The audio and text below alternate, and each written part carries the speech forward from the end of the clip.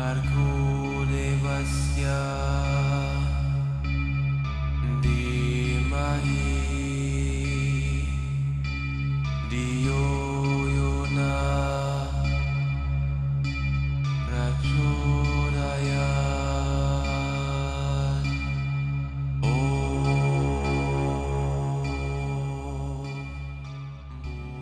Welcome. My name is Chris Hebert. I'm the founder of Stillness Speaks. Today we are really lucky to have Karl Renz with us, who has come over from Germany and is joining us here in beautiful Mill Valley, California, in order to talk a little bit about his teaching. Karl, by way of history, and it's a very sketchy history, you have to really dig to find Karl's background, was born in 1953 in Germany, which makes him in December of 53, a little bit less than 1 year younger than me. And he's been a farmer, he's been a musician, he's been a painter in Berlin and in the Canaries. He has a website called Karl Renz, KarlRenz.com. I recommend you go there. He's got some teachings up there, but he also has a collection of paintings, which I think are really terrific, Karl. He's written a number of books. One of them is The Myth of Enlightenment, Seeing Through the Illusion of Separation. Another one is Heartbreaking Grace, The Embrace of Helplessness. The first time that I stumbled upon you, I was in India on my way to Varanasi, and I passed through Tiruvannamalai because I have friends that live there in the winter. And I got to see you, and I thought that you were unbelievably magnetic and playful and devilishly humorous. And so I've been looking forward to a chance to just to sit down and talk to you. And so over the last day, I really had to sort of search through some material. Some of the material that I may bring up today is dated. We've talked about this. It's from your website and some stuff like that. But there's still, I think, some really terrific material here. And there are three topics that I'd really like to discuss with you today. One is some prose almost that you wrote on deep sleep and the creation of the world. An article called Self-Realization, which I think is really, really very good. And then also I'd like to get some of your thoughts. We're going to explore a little bit what I call the experience of consciousness without an object, which you might call pure self-cognition. I'm trying to sort through how you term some of these things, okay? And some thoughts of yours that I've pulled from interviews that I thought were sort of interesting and people might find enjoyable. So starting then with self-realization, I really enjoyed this a whole lot. When did you write this? I think late 80s. Would it be fair to call it a prose piece on the process of awakening from deep sleep into the waking state? I would call it from the deep, deep sleep into the deep sleep, and then the waking, and then whatever follows as experience.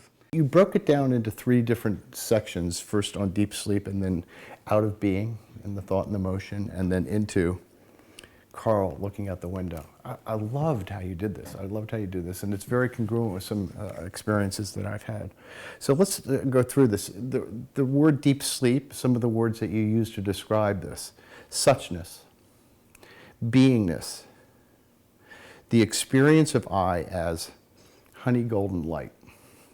And this is a quote: "The self is such, not knowing itself, because only it is." It's beautiful. Now, I assume that you're talking from direct experience in this prose. It's sort of an attempt to recapture something that you experienced. And later on, we're going to talk a little bit about one of my favorite authors, who happens to be one of yours, Carlos Castaneda, in the Teachings of Don Juan. The reason I bring that up is that you talk a little bit about his exercise of recognizing your hand while dreaming. No, because this is an experience of it. Right. That's immediately what I saw. So the thing that I wanted to ask you first, though, we're first talking about deep sleep, and we're talking about honey golden light.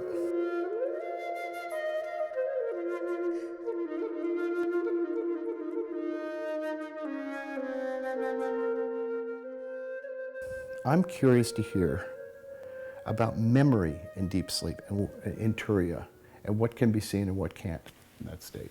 In deep, deep sleep. In deep, deep there sleep. There is no memory, nothing can be seen. It's total darkness. It's the absence of any idea or any experience at all. So then when we talk about the honey golden light, then you'd be delineating between deep sleep and deep, deep sleep. It's interesting. I have a very close friend who described the sleep experience as sort of a moving curve where you go into deep, what you would call deep, deep sleep, and then when you come out of that, it comes into an area of deep sleep where there is some cognition, and then back into deep, deep sleep, and then back into waking state. So in that period of time, in that bucket, you experience that as honey golden light? That's the first purest notion of like the deep sleep. Was there any differentiation for you involved in the? No. Okay, just the color itself. It seems to be like a golden honey color, like this first awareness, purest notion of just being. And this is prior to, I'm going to get into the stage 2 of your prose now, what you call out of being, a thought, emotion. I like that, emotion, because it's not even really thought yet, but this maybe the primal thought, the I am thought arising. And that from that, and I hope I have this in the way you meant it, but I'm also talking from something that I've experienced, from this I am, almost an instantaneous leaping out of the world. Yeah. From that process. And the way you describe that is a thought, emotion, creation, all aspects of being, the world, the absolute realization of consciousness, the I am, naturally, spontaneously, and without necessity. That's really beautiful. That's joy.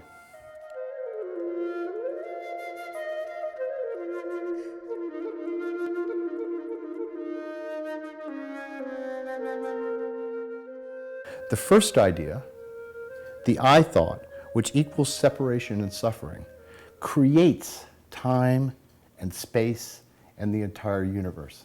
Would you talk about that? Yeah, that's the beginning of realization, and realization happens in separation, in instant separation. Instantaneously. Instantaneously, unavoidable. Almost in the same breath as the I am. It's just Atma already being separated.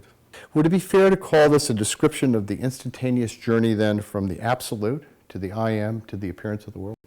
It's not from the absolute, it's the absolute starting to dream itself. So it's like the reality starting to realize itself in true life. So the first true lie is Atma, the first experience of light, this golden light, golden honey light. That's the first true lie. So that's the first light of Shiva, and then from there on springs all the rest. So from there on then the rest comes just by naturally, like realizing yourself as whatever is. Right. As maybe a reflection of Atman.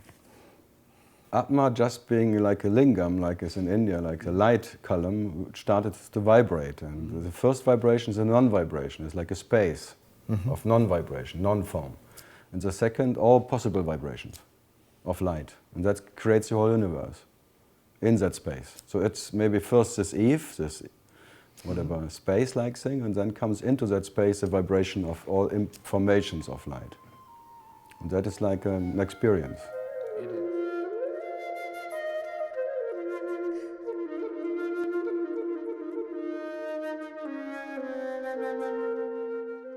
Then you say, suddenly, Karl looking out the window.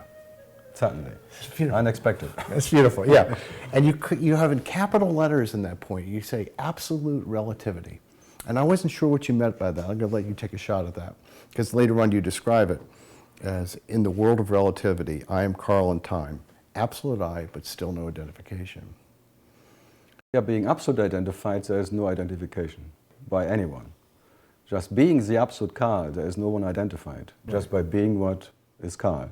But so there is no consciousness who's identified with a form. There's just being that what is Karl.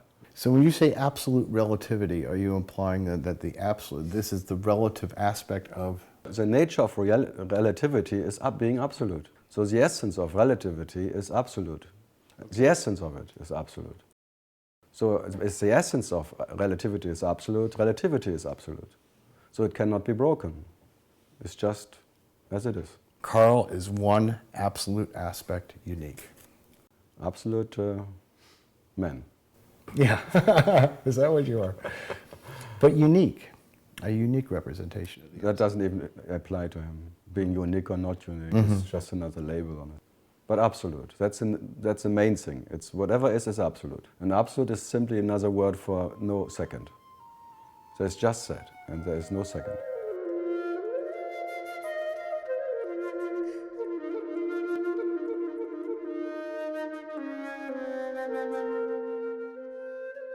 We're going to trend into some storyline here, and I'm going to apologize now for doing it, but relatively speaking, there's a Chris here having a conversation with a Karl, and so for the benefit of our audience, I'd like to go through this because I thought this was very interesting, and it brought up some questions for me. In the 80s, you used to get migraine headaches. Long time, yeah. Yeah. And you were painting while you were doing this? Not so much. Mm-hmm. And you said to manage these headaches, you used to meditate even though you didn't like to meditate. It was like a rape, yes. It was like what? A rape. Rape. Raped by migraine. Yeah, rape. The me was graining. Me graining. So you said the way you managed it though was to, and I'm quoting here, sinking into a condition of absence. No, perception just disconnected from that information of Karl. It was unbearable, so it disconnects from this body and then it just enters again this golden honey light.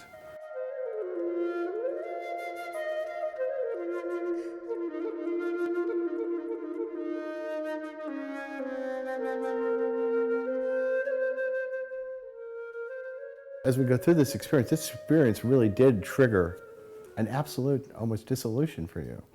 You went from this sinking into the condition of absence into what you call a vibrating light of awareness. And this is your golden honey light again. Yeah. Lots of light motifs coming up here. So coming out of that, you turn on the BBC, not for any spiritual reason. I love this too because I was completely aspiritual. Okay. More for a soap opera. Yeah. Well, no, you were looking for stock prices. Yeah. Enterprise. Yeah. But what comes up? The Mahabharata, right? Yeah. Yeah. Which is the story Mr. Brooks. Yeah. The dialogue between Krishna and Arjuna regarding life. Mm-hmm. And during that story, Yudhishthira, I think that's a brother of Arjuna. The brother of Arjuna gets killed and he goes to heaven and he asks Krishna, where's the rest of the family? Yeah. Krishna goes, they're all in hell, right? So he first went to heaven and then all the enemies were there. And then he was, where's the rest of my family? Where's my family? They're all in hell. Okay, I want to join my family. I'm not interested in my enemies. Right. I want to be with my friends. The relative joy of heaven means nothing to me anymore. Yeah. And the important part of that, the relative joy of heaven means nothing to me anymore. And then either he or you say, then says, yes, there is no desire for change or for this avoidance of pain and suffering. And if this should stay as such for the remainder of existence, so be it. Yeah. So that's a complete surrender, that's a complete acceptance. Which no one can do. Just an absence of a tendency of avoidance. Just as there. The absence of a tendency for avoidance, I like that. It's like a total resignation, but no one can do that. Resigning from whatever idea to avoid what is. So this was a pivotal thing, though. At that particular moment, it almost seemed as though you were passing through a gate, a precipice for you.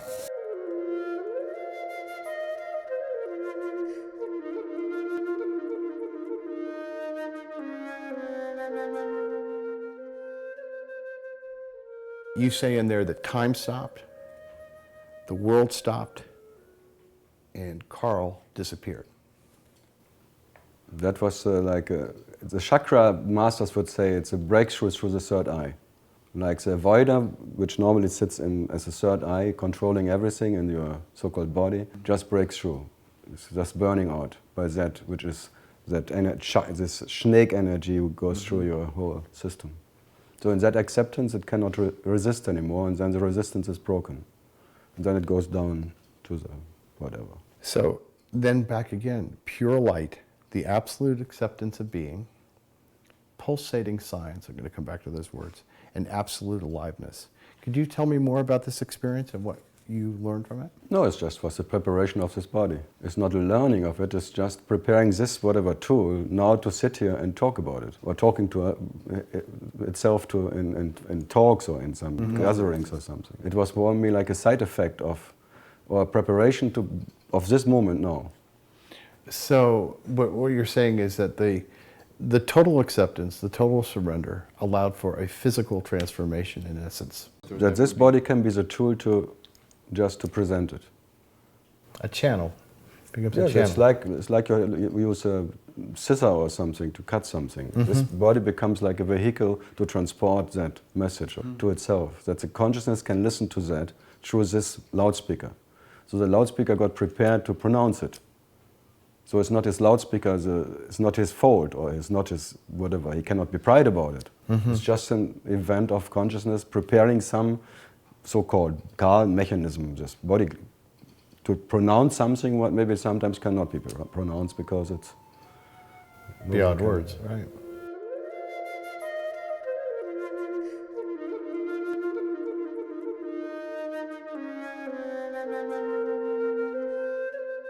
You said from that time appears in that which I am. Time is the realization of what I am. Time is the realization. I realize myself in time. Relatively. Relatively in the separation between the realizer and the realization. That's already that what is the creator and that what is the creature, so that what is creating. So you can only realize yourself, reality realizing itself as that difference or in that separation. That separation can't exist without time. Time is just this whatever, that you can experience whatever you are in a different way, of whatever possible way. You have to separate from yourself for the stage of experience. When you say time appears in that which I am, would that also be true of space? Time is space. Yeah, it's time part of is space. Okay. Everything that is in time, this is another quote, everything that is in time, any sensation, cannot touch that which in itself is absolute, that which is life itself. Because it cannot touch it because it is it. It's not possible of touch because there's no second. So as I say, I'm absolute Karl, I am totally detached from anything because there's no second. So there's a total detachment because there's no second who can touch me. Or that what is what I am. So that's called non-duality. There is actually no second who can touch the first. Where there is no first even. So that is total detachment, but not one who is detached from something else. Being totally detached is being what is. What you cannot be. That is total detachment. And not a detachment which is then you are detached from the world or you are detached from ideas. No, this is a detachment which your natural state is. Your nature, which is totally detached from whatever is, because there is nothing but you. Wow.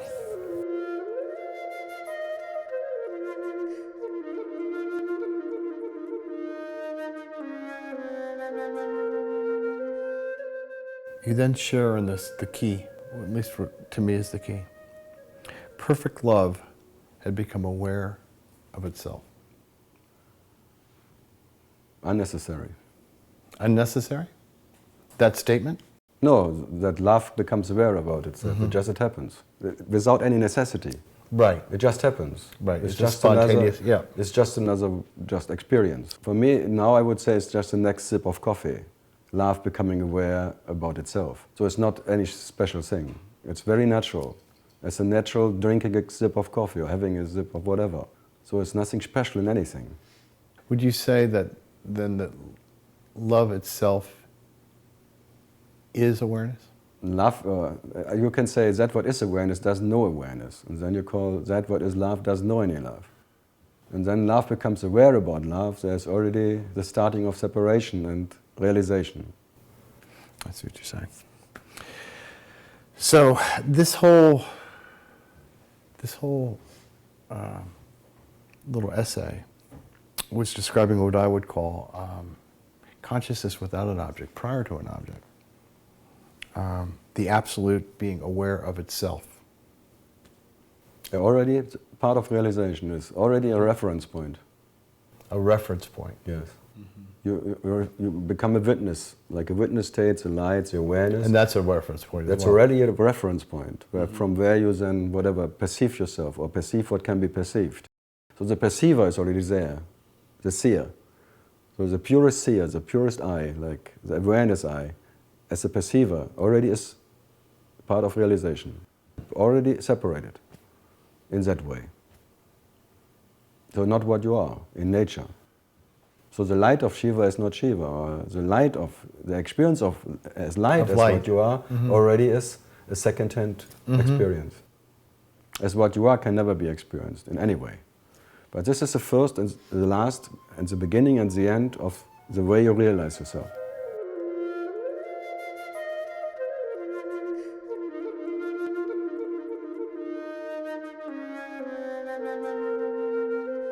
Some would say that seeing is the vital linchpin of realization, coming back to this whole thing you've written about realization, that this seeing of consciousness without an object, this seeing of awareness being aware of itself, and that unshakable peace arises from the seeing and nothing else. Would you say that that's true? It's not arising, it's your nature. Okay. Arising is a bad choice of words. Peace never arises. There's no rising of peace or silence. Silence is just the absence of a second. So the silence which is undisturbable by anything is just silence, not knowing silence, and not needing silence. So it can never be disturbed by any noise or any event in the stream. So your very nature is absolute in spite of all this drama or happenings, never affected by anything. Right. To say it's an arising would be a bad choice of words, no doubt. But coming back again, this seeing, because this story, or this story, it's a story of going through the BBC show and this.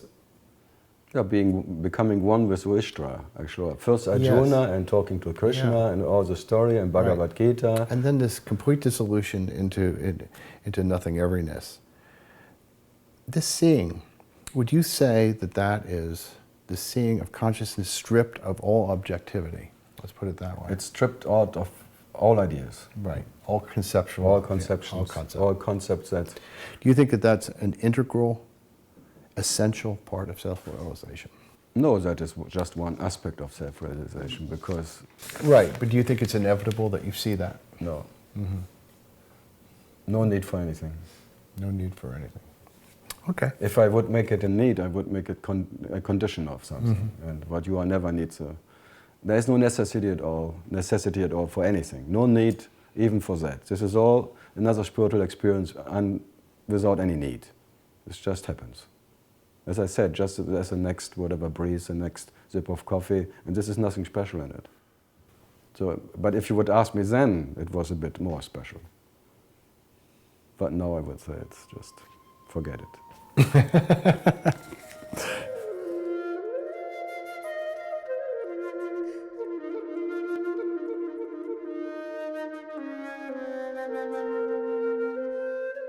Carlos Castaneda wrote a series of books, the most famous of which is The Teachings of Don Juan. And it was posed about Native American shamanism, et cetera, and so forth. And it was very popular back then. It was very, very popular. But one of the teachings in that was to try to be aware of your hands in a dream. Find your hands in the dream and look at them. Yeah. So you had, in this interview, you talked about how you were in a dream and you saw your hands, and the moment that you saw your hands, a dissolution started to happen. That A vacuum cleaner turned on. A vacuum cleaner turned on. Yeah, vacuum cleaner turned on, right. Right, It's exactly. it's like the darkness, your nature became active. And by that activity becoming, it was just withdrawing everything. And then this one tendency, this Karl inside was fighting for survival, just to survive. But and it was really like a dead. You're dying and you try to survive this dying process. But just for the benefit of our viewers, you were in your dream, you're looking at your hand starts to dissolve, and then things start to go to black. You start dying, your whole body dies. It's like the flesh is dropping away, your bones, and then the whole thing just dissolves, your whole existence. You try not to stop it, but you cannot. And then there's maybe one point, there's a okay, just a simple okay. And then you're just gone. And then it's an easy going, it's like falling asleep. Whoop, gone you are. So then you pass from that and you say dark nothing into radiant light. And then this, whatever, from there you start realizing yourself as first as that light, and then this spontaneous space, and then Karl on window, and then back again. And off and on, for hours. back to the darkness, first light, and then this and this. Unbelievable. So great clarity in the dream state for you. I was always a dreamer. But you were always a witness. You were always aware of your dreams. This is, you Not know, really. Well, being able to see your Yeah, but that was after so many dreams in the Yeah. 70s. Yeah. After meeting so many masters in dreams, going to Mexico in dreams and having all this, whoever, and I even saw Brahmana and all that, they're gathering in some places like dreamlike things and not knowing who they are. And I always thought they were some Mexican shamans or something. And then giving this energy, whatever, exercises and touching you, and you wake up in the night and you're levitating in your bed and all those bullshit energy dreams, what I don't need, but that happened. And then comes this bloody hand. So I cannot take it personal. It's not my whatever. It's not that I was seeking that or something. Yeah. It's a rape, and I call it a rape. And if that is after you, it rapes you for that. And then it prepares you that this, what now happens, can happen. So whatever is needed that you now sit somewhere and talk about, normally you cannot talk about, it's not available actually. It makes for some, whatever this is available. It is like a part of memory, part of your reference points. And then you can maybe talk about it. But I cannot take it personal. It's not my fault.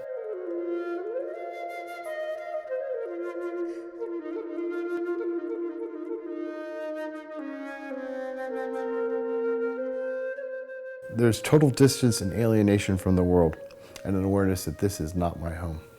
Yep. The dissolution of the concept, Karl. I love that. Because what is Karl other than the concept? What is Chris other than the concept? What is all this other than the concept? And then you talk about something very interesting. You say the journey from individual to cosmic consciousness and the journey from personal to impersonal. That's interesting.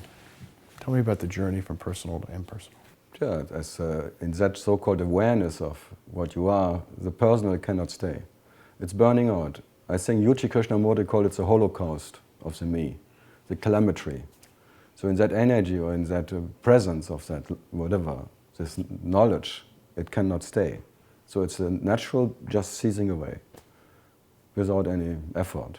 It's just more and more, and then you're even wondering, was there anything at all?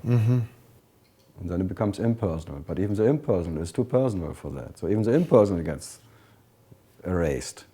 And then only that remains. And then even later on you see that even the light is shit. Even the light is shit? Yeah. That's great. Yeah, because you are hit. And Yeah. the light you see is there or not. You are what you are, with and without the light. So Right. who needs light? But you cannot avoid the light. And the light is the beginning of realization and all of what follows. And you cannot stop dreaming. Right. The moment you want to stop dreaming, you're in the dream. It's too late. So that's why I call, is everything too late? Even now it's too late. So you have to realize yourself, if you like it or not. And if you would ask me if I would rather stay in that absolute absence, whatever it is, I would say I would stay there forever. No one cares. But naturally you always go back to this whatever, and then there comes the next. The next, and then, and then, and then, and then. So the then happens naturally. I get this. It's beautiful.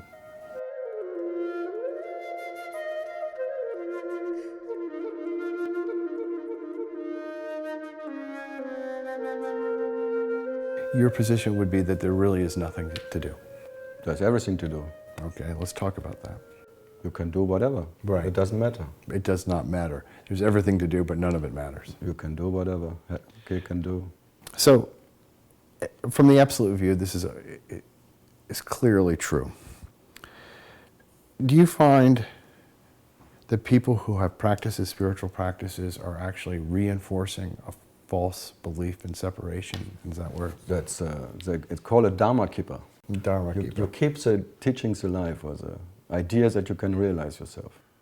That's called Dharma keeper. Self-perpetuating. Yeah, like the dream. hamster is keeping the wheel alive by just trying to get out of it. Well, let me just ask you a question though. In the relative world, okay, this Castaneda experiment, okay, with watching the hand and the unbelievable series of events that you went through as a result of that seems to be sort of a spiritual practice or a spiritual... I call it accident. And I know you called it divine accident, but why would you call that a divine Because in spite of what Karl has done before it happened, not because of it. So it's all in spite of it. How do you know that? Yeah, because I see it absolutely as being in spite, and all actions are in spite of anyone who acts. The action of someone already is because of something, so how can that be a cause of something?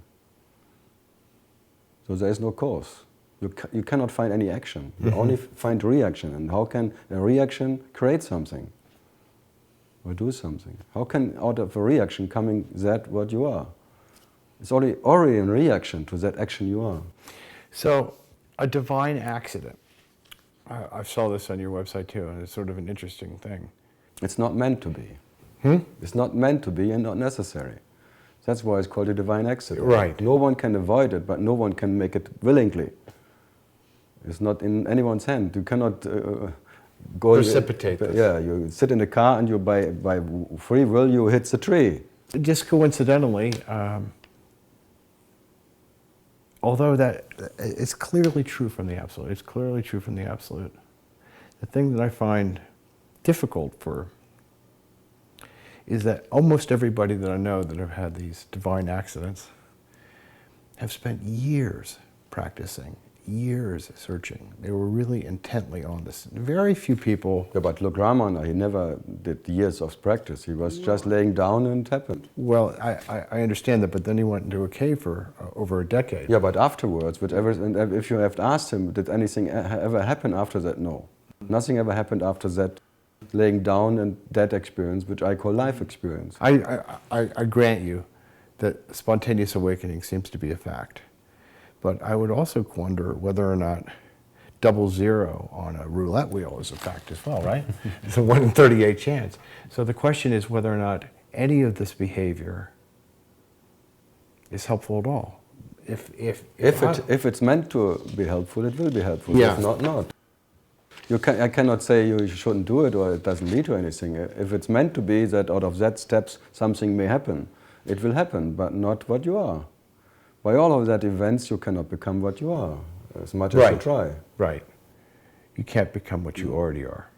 No way, and you're already a reality, and this is your realization. And part of realization is that in that realization there's a kind of realization, of a different kind, of what you call a normal day-by-day realization. There comes sometimes something what is a bit more different.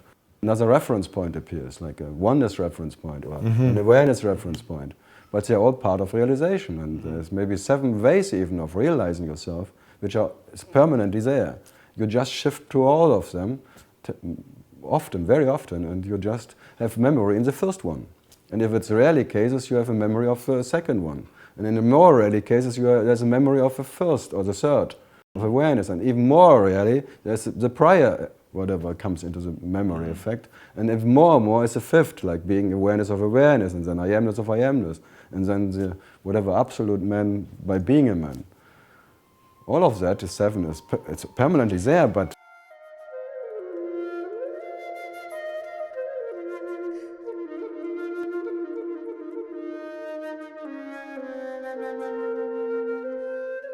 You're saying 7. yeah. Is that a specific number to you, or is that something that... It's known in Nisargadatta talks about it. Does it? And I totally agree with it. Okay. Because this is all like 7 different ways of experiencing what you are. And all 7 are relative. And what are the 7 ways? Can you help me with that? Yeah, the first is like this normal daily life, being a person. That's the most common. Right. Whatever, this is like experience yourself in separation, being a separate identity, being between other beings. That's the first. And if by whatever exercise or whatever accident you sit down and making Zen Buddhism or you Zazen, and then you sit down for 10 years and maybe in one instant you may have a satori, that you become one with the world. Your wings of perception just open up, and that openness of you don't feel any limit anymore to your so-called being and oneness. Freedom. That's already the second one. Okay. And from there, just any instant you want to stay in there, you're back in the first. Then comes ping pong. Right. Then you try again to be quiet and calm down, and then you may enter the second again. Anandamaya kosha. Another satori. So then maybe you have 10, 100 satoris, and you already end up in the first again. And then maybe you see both are empty, because both you cannot, by what you do, you cannot stay there. So there is no permanent home, neither in the first or in the second. Right. So both are empty. That's already you are in the awareness of both. Then you're already Jnani, who knows that neither I am or I am not.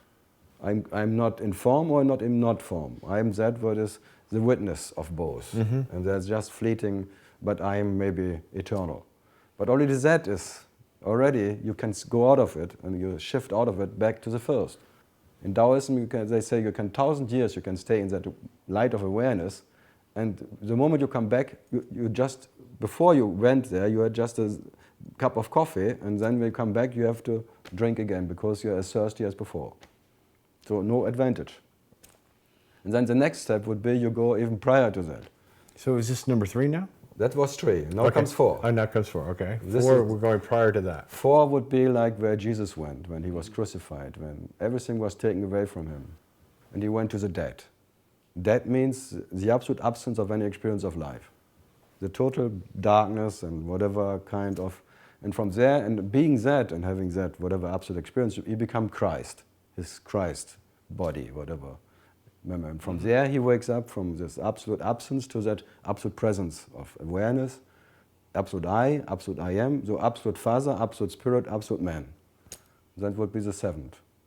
So from first, from relative person to the relative spirit, relative awareness to the 4 not relative Right. absence, and Absolute then the absence. non-relative presence, the non-relative I amness, and the non-relative man. That's 7 ways of you can experience yourself. But none of them are what you are. You'll never know who you are. You will never know what you are or who you are. What or who. But this is the ways you realize yourself. But by none of that ways you become more or less as you are. So you are as good in the first or as the 7, or in one of them. None of them makes you more or less as what? Is that what you are? But that what you are, you cannot know. Wow. So let me ask you a question. Would it be fair to say that if you believe that you're a human being on a journey through time and space, that there's something to do, and that something to do would be to investigate whether or not that's true? That you do anyway. Inquiry you cannot stop. Moment by moment you inquire into your nature. There's a permanent looking for what you are. You cannot stop it. It's interesting. I'm going to jump forward here to something I had later on in this interview, but you're bringing it up right now. It's an inevitable movement, Yes. self-inquiry. You, in one of your things, was asked in an interview about enlightenment, and you said, I was not looking for enlightenment, I was looking for happiness. And then you went on to talk about trying to complete yourself with objects, sex, family, friends, drugs, the whole gamut. Yeah, the whole normal Yeah. trying to get happy. Amen. Hello. Amen. Hallelujah. Amen. That whole motion, though, of trying to find happiness in objects, ultimately, I guess, turns to a desire to find happiness in the only place we haven't looked. Then you find some book who comes to you like Castaneda and promise you freedom, and there's like another idea appearing. So, but coming back to what you said, this whole process of inquiry, would you equate this process of inquiry with the same process of trying to find happiness in objects? Yeah, It's the same thing. Happiness is You're just trying to find yourself. it's another word for enlightenment or realization. Or happiness is just what you are, and you're always permanently when you're missing yourself, you're looking for that. So in the first stage, you're for sure you miss yourself. There's a longing for yourself because there's a me missing. What is a me? And that's unavoidable because it's unbearable not to be what you are. Right. So this, when you talk about the unavoidable process of inquiry, you're talking also about the unavoidable process of looking for happiness, looking for yourself. Yeah. And eventually the realization comes that the happiness that you're Right. looking for is you. Yeah, but happiness cannot be found. That you may find out. You may find that you cannot be found. So that happiness is an idea. Right. So that idea even drops. Truth drops. Realization drops. All that concepts. And what is left is what you are. You are the absolute leftover in that sense. And the leftover doesn't need to be happy. That's actually the message I always give. You don't have to be happy to be what you are. Yeah. Whatever you experience is misery. So what? That's absolute acceptance. Yeah. Yeah. So what to do? There's what to do.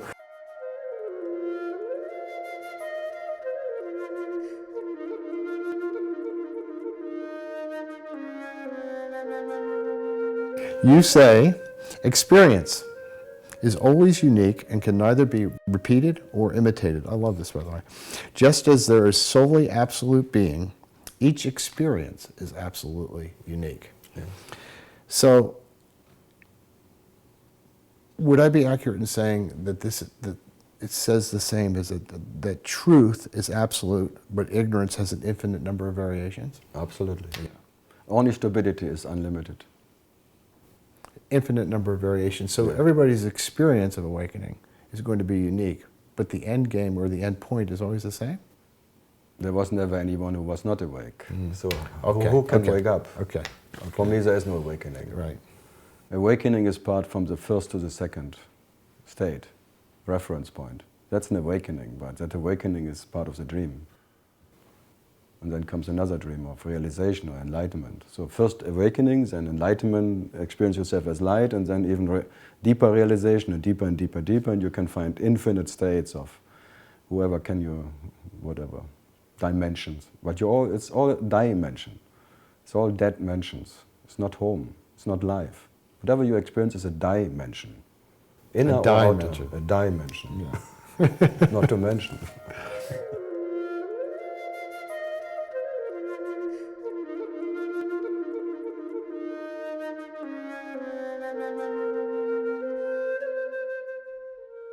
You talk about impersonal consciousness being your home.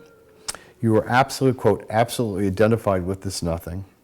And then you say in this interview that something really magnificent happened. You said, in the middle of the 90s, the absolute cognition came as a simple insight, a little aha, of being that which is, and I quote, the self is, and nothing but the self is.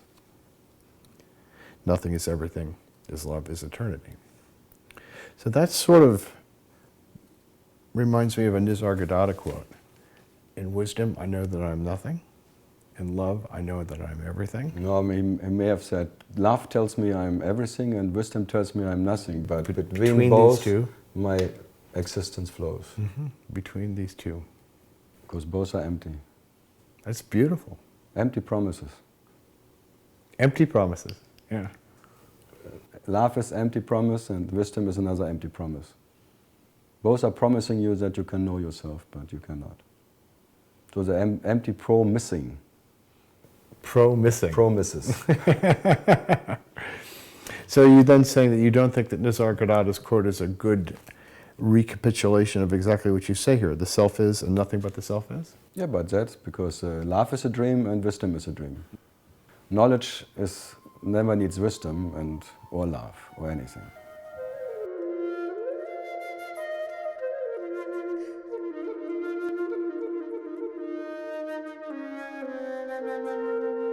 How do you define knowledge as opposed to wisdom? Knowledge is the absolute absence of anyone who knows or doesn't know. So that what is knowledge, not knowing itself. Try me one more time on that. Catch that. It's like in a deep, deep sleep, there is no experience of anyone who knows or doesn't know anything.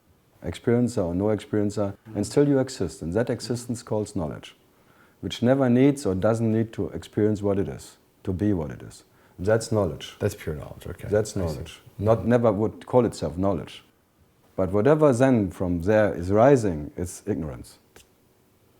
Or coming from knowledge, but it's not different from knowledge, but it's not knowledge. So it's a realization of knowledge in whatever way of knowing, but the knowing is not the knowledge. So how would you define wisdom now that we've defined knowledge? Wisdom, you may say, is the third state. The third state. The witness state, maybe you become a jnani, a wisdom, and then the witness. So the witness is like in a wisdom that nothing can touch him, and then everything is projection and being a canvas. And then you say that love is also Fleeting, not unfulfilling. not awareness in itself, but a fleeting. No, love is just, if you ask me, it's just another word. Well, there's sentimental love, but then there would be. Even the other one, unconditional, is just an idea. And this is a further state awareness, a deeper state awareness for you. What, love? Yeah. No. I'm just saying in my direct experience, that certainly wouldn't be where I would come. I would conclude. I would say that love is everything. You can say underwear is everything. Well, underwear is close to everything. No, I but mean love like, is better. but for me it's just two words. you call it a cup of tea is everything or something. Love is, I don't know, you can call it love, why not? But it's just another word.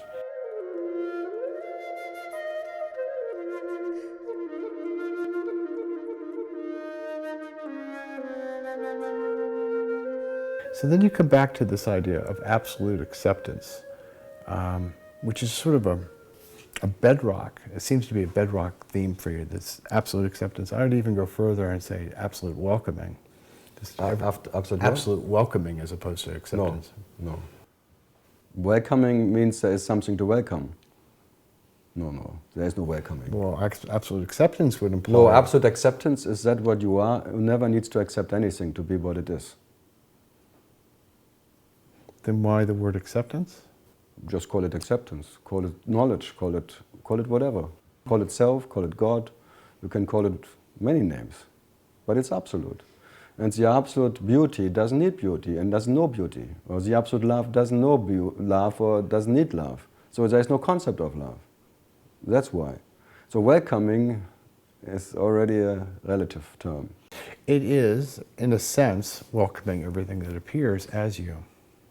Yeah, but that's already, you need to recognize yourself in something. That's already conditioning. No, not needed. You don't have to cognize yourself to be yourself. Well, this is interesting because my next quote here is, all that is cognizable is false. Yeah. I was going to say, what do you mean by especially that? the cognizer. Right, I stole that quote, Joe. The I'll let you off the hook on that one. I'll let you off the hook. I stole that one, but I wanted you to explain to me what you mean when you say that all that is cognizable is false. I like the word cognizer.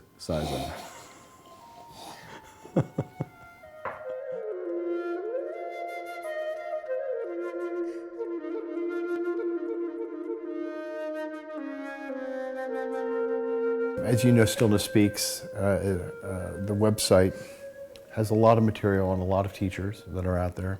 You also know that we're sitting here up in the mountains above the Science and Non-Duality Conference, where there's a feeding frenzy going on with teachers down there, right? Right now?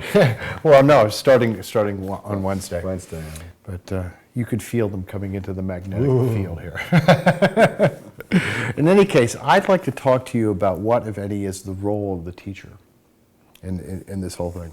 And I want to start with a quote that you have, which is, "For that which is not in time to become aware of itself, nothing is required which is in time. It is always a spontaneous awakening out of necessity, a divine accident." And then after that you say, "A disciple co-appears with a teacher, like a question implies its answer." So what would you say is the role of any of the teacher? And who is the teacher, or what is the teacher? It's just a little shut of consciousness, like a talk of consciousness. Not necessary. It's just another play. That you may say consciousness plays a teacher and plays a student or a disciple, and then come some question answers, and out of no necessity. It's just part of the entertainment. No need for it. And no need for any solving the problem or something. So there is no need then for a role of a teacher, other than for the entertainment value of having one. Purely entertainment. Sport. What do you say to the people who come to you who get very frustrated that there's nothing that they can do? Oh, not everyone. Too bad. My poor little children. Yeah. No, I like to make them depressed. Yes, I've noticed that. Yes, a deep Samurai. It's a deep rest. Depressed. Deep rest. Deep rest. Deep rest. Deep rest, deep rest.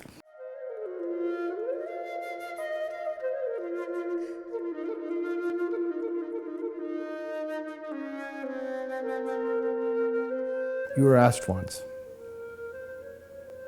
how can we integrate this teaching into our daily lives? And you answered, that which is requires no integration, and that which is not will never be integrated. Explain that. Yeah, that what is real never needs to become real, and that what is unreal will never become real. That's simple as it is. It's a remarkable quote in the Bhagavad Gita, very similar to this, which maybe we can close on. That which is never ceases to be. That which is not never comes into being. Never was. Thank you, Karl. Welcome.